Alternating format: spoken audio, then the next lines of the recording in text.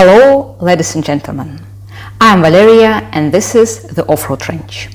In one of the videos, I talked about the list of works necessary to prepare the off-road trench for construction. In this video, you will see mainly clearing the territory and cutting down trees, since this is the most important and most complex and voluminous task for today.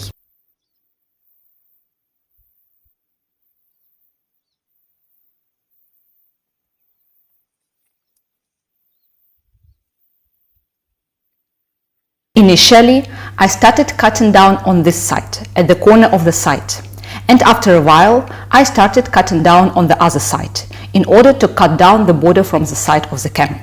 Now, my task is to cut through this territory, but first, it is necessary to start with preparing this part of the territory.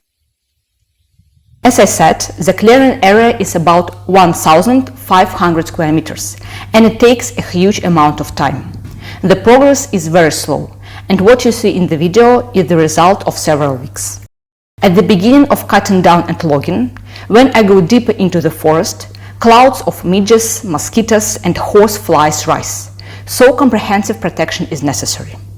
Later, after a few days, the cut down area is warmed up by the sun, the ground becomes dry rather than wet, and the number of insects is significantly reduced, so it becomes more convenient to work. I should be careful with small stumps that remain sticking out of the ground. I need to go around them every time and, in general, I've already made a path. I will cut them down later, because right now the main task is complex cutting down.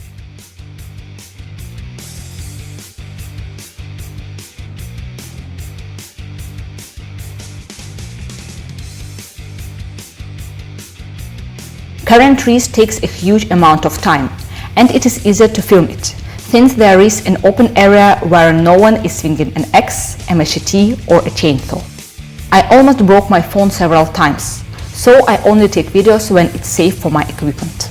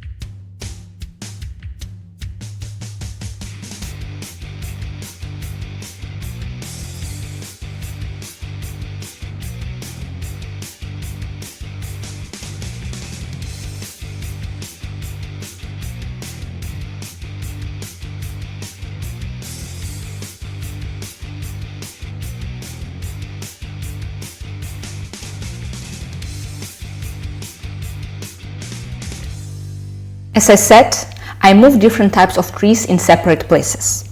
Although in the video it may seem that the fire and trees are close to each other, in fact there is a significant distance between them that is safe.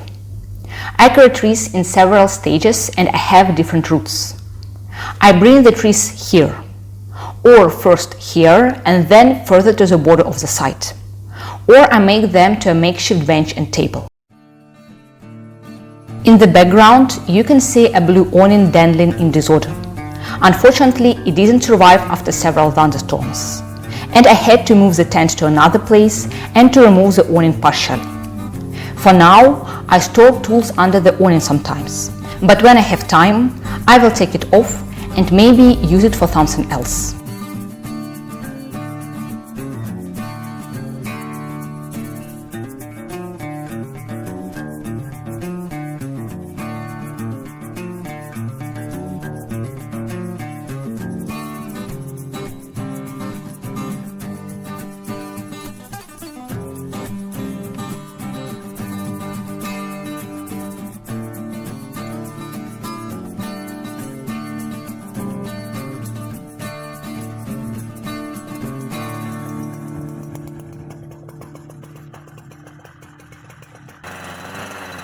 To work with wood, I bought a Husqvarna 372 XP saw. Its power is 3.9 kilowatts. The length of the saw bar is 45 centimeters and its weight is 6.3 kilograms. Its price was $900. The most difficult thing in sawing large trees is to determine and understand the direction where it will tilt when they fall, and to adjust the angle of fall in advance, so that the tree doesn't fall on a person, or so that it falls in such a way that it will be convenient for sawing it later. For especially large trees, I used car tow ropes to adjust the angle of fall. Cutting down the smallest mature trees with a diameter of about 30 centimeters takes more than 2 hours. Of course, I didn't film it. Believe me, this is very dangerous and requires special shooting conditions. It is impossible just to put the phone and a camera somewhere, because when doing such work, first of all, you think about your safety, and only then about the safety of your equipment.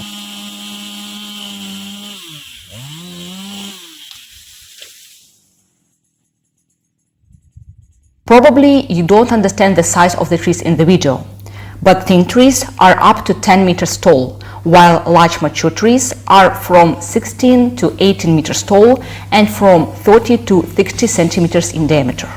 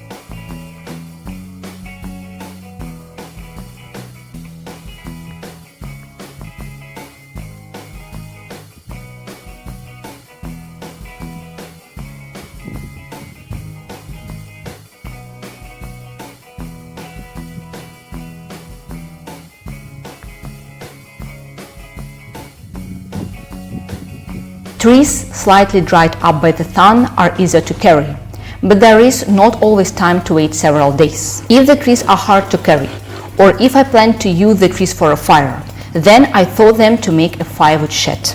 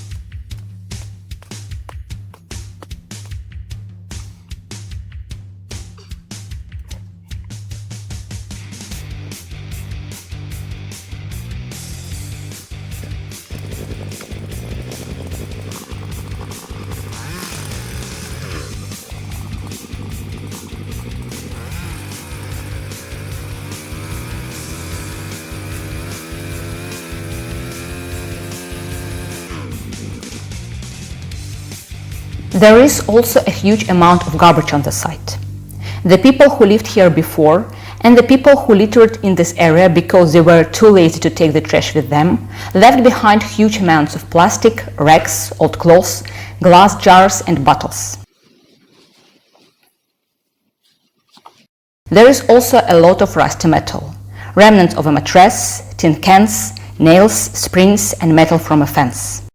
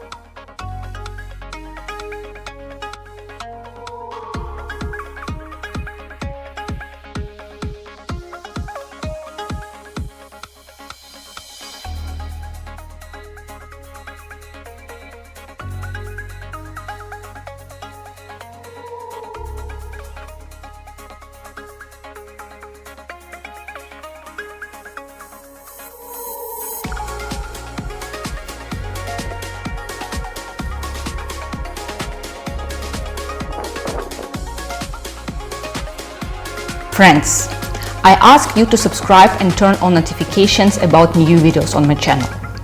I also ask you to tell your friends and ask to subscribe if they are interested. I need it in order to get first 10,000 subscribers to have monetization from YouTube. The small financing will allow me to free a few hours a month to make more interesting content for you. And I would like to remind you that for long-term subscription on Patreon, I will plant a tree and name it after you. You can also transfer the same amount in cryptocurrency and thus support the contribution to the restoration of the planet. Just don't forget to write the name of a tree in the comments.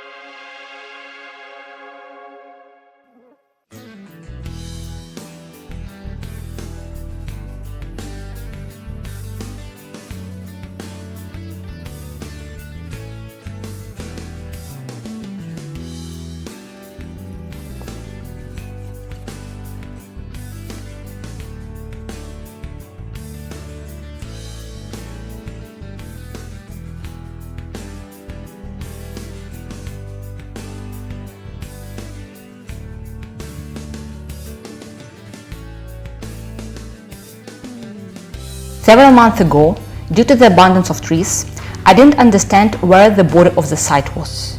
Only now I discovered that I stacked the firewood on the border of the site.